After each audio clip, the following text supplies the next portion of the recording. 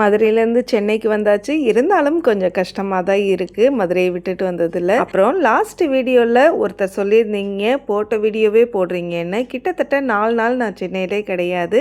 அப்படி இருக்கும்போது கூட என்னோடய வீடியோ நான்ஸ்டாப்பாக உங்களுக்கு கொடுத்துக்கிட்டே தான் இருந்தேன். லாங் வீடியோ மட்டும் கொடுக்கல. நான்ஸ்டாப்பாக பெண்களால் வேலை பார்க்கணும் அப்படிங்கிறது கொஞ்சம் கஷ்டம்தான். அதுவும் இந்த வெயிலில் பார்க்குறது கஷ்டம்தான். அதில் வீடியோ எடுத்துக்கிட்டு அது மட்டும் இல்லாமல் ஹோல் கிச்சனில் என்னென்ன வேலைகள்லாம் இருக்குமோ க்ளீன் பண்ணுறதுலேருந்து அதை ஆர்கனைஸ் பண்ணுற வரைக்கும் மொத்தத்தையும் ஒரே 1 நிமிஷம் வீடியோவில் நான் கொடுத்துருக்கேன். இன்னமும் பத்தலைன்னா நான் என்னங்க செய்கிறது? என்னோடய ஃபேமிலியில் எனக்கு இன்னமும் பச்சை கொடி காட்டலை. ஆக்சுவலாக பார்த்தீங்கன்னா வெளியில் போனால் அதை ஒரு கண்டென்ட்டாக கூட என்னால் க்ரியேட் பண்ண முடியும். ஆனால் வீடியோ எடுக்கிறதுக்கு யாரும் முன் வரலை.